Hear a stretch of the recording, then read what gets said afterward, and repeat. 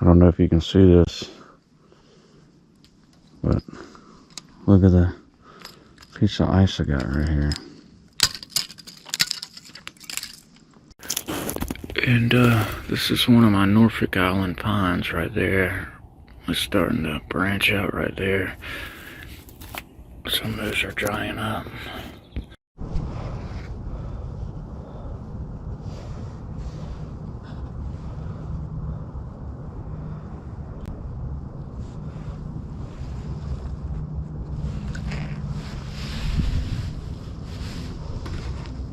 Trees right here. Purple smoke. Chinese privet. Got some chalupas, unanimous. There's some of those tomatoes. Nandinas and hostas. I've got akubas in the far one. I've got arborvitae and cryptomeria there. Or Japanese holly or boxwood, one of the two. I can't remember. Akuba. Still got a little snow and ice left over.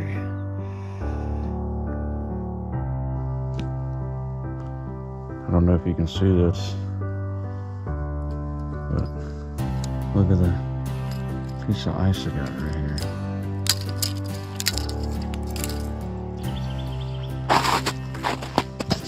See that? And this is the Nutbush ramp. This is the cove. I caught those crappie and bass. It is 53 degrees outside right now, and it's been so cold. I think yesterday it got up in the high 60s here. This is still frozen right here. This is really cool. I'm glad I came here. Don't think we're gonna catch much here today, but I anticipate on going to the pond. I'm gonna take my grandmother to lunch. Her birthday was yesterday, so came up here and see what we can do.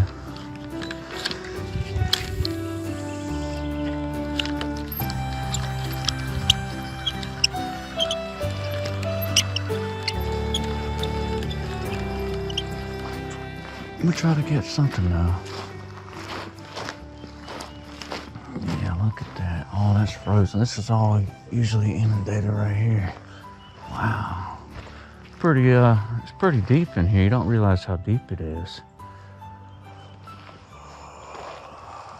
Wow. The cove is pretty much empty.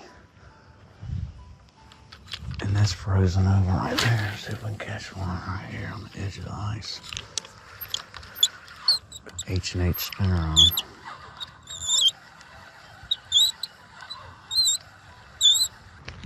Yeah, you can still see all the snow and ice.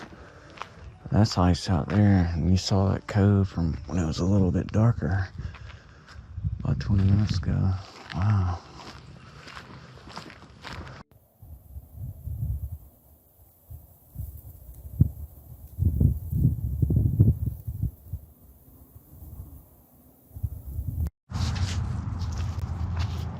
All right. These, you can see the roots right there, so it's ready to be stepped up.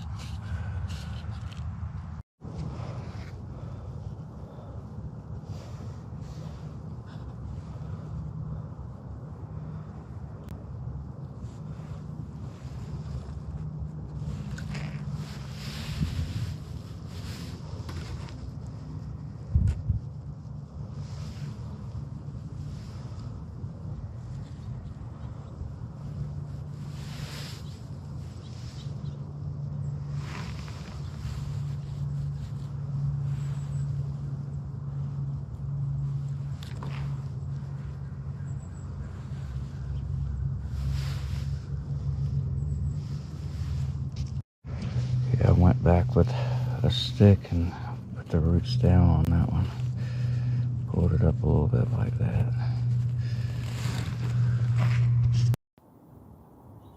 All right, not the best, but pretty good for the first time. I'm figuring out the more you compacted it, does better. And I sprinkle that on top so the perforations are split where the blocks are not showing. But I've got, I think, 80 yellow lupine. Some of my arborvitae cuttings have some little roots on them. I had them in these 3 bins. I need to, I'm going to go ahead and pot this guy up right there. It's a nice root. That's the best one I've seen so far. Some of them have a bunch of little ones, and I'm going to consolidate them all into this one right here. I'm going to go ahead and put this one in by itself. Let me put the phone down. Alright, I put that down. I got my sandy and soil mix, potted mix and garden soil mixed. And I just sprinkle a little bit on top of that to help new organic matter get in there. Alright, we potted this one up with that root. We took my sandy and garden soil and potted mix right here. And then we sprinkled a little regular garden soil on top right there, just a dusting of it. Alright, these are starting to root a little bit, so we'll put those back in this sandy mix. I'll add some additional rooting powder to it.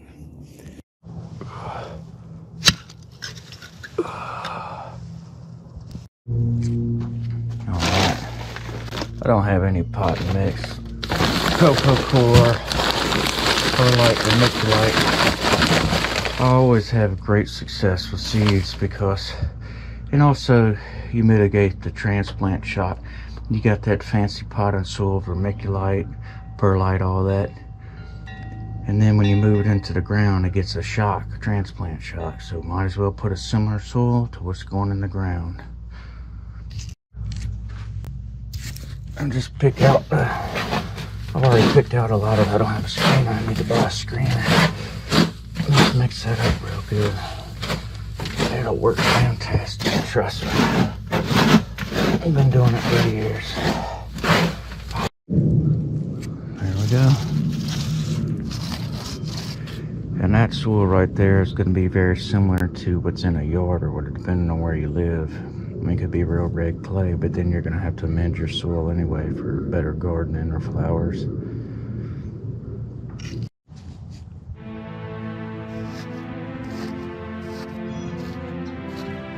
And you kind of understand the concept.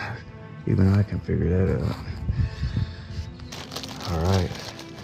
This is just a few out of all the seeds. I think I ordered too many seeds for myself and my capacity, but that's alright. We're gonna put the colder ones down. We did the yellow lupines yesterday, and lupine's kind of a cold weather flower, so we're gonna put some of those in there. Here's some more Russell lupine.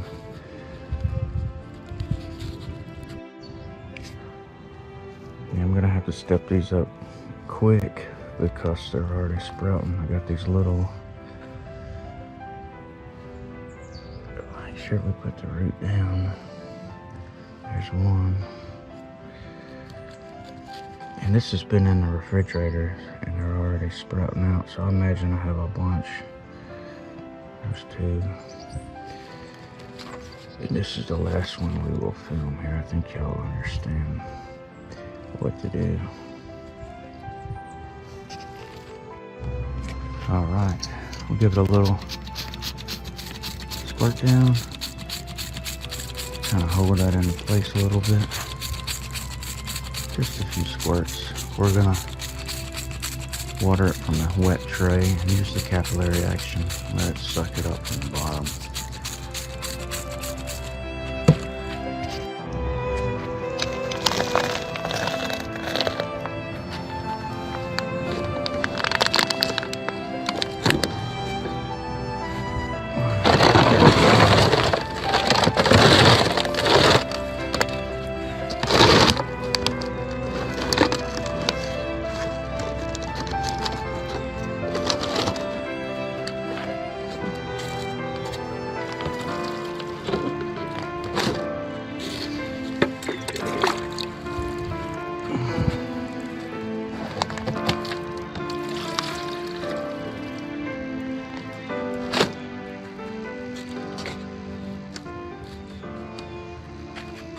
Probably should have sprayed that down a little bit more. Yeah, well, just let these soak for a little while. Right here.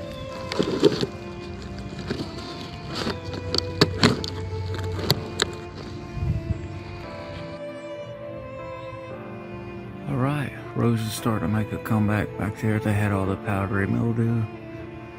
Some Japanese maple cuttings, camellias, hollies, white azaleas, black dragon cryptomerias, arborvitae, more camellias, some Christmas trees right here, purple smoke, Chinese privet, got some chalupas, unanimous, some of those tomatoes, mandinas and hostas.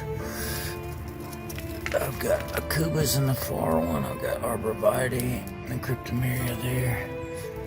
The Japanese holly or boxwood, one of the two, I can't remember.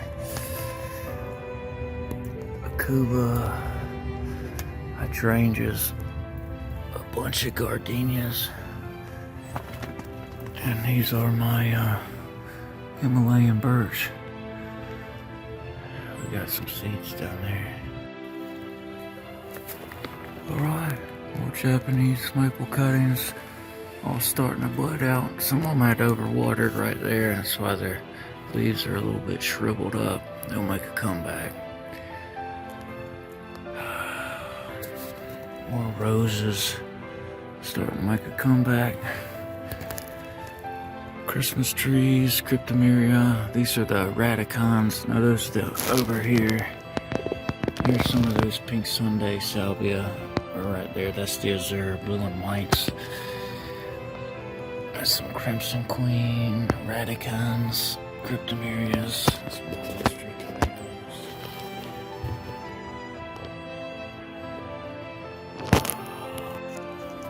And my little petalum cuttings from a few weeks back already have buds and starting to grow new leaves. And this is one of my Norfolk Island pines right there. It's starting to branch out right there. Some of those are drying up.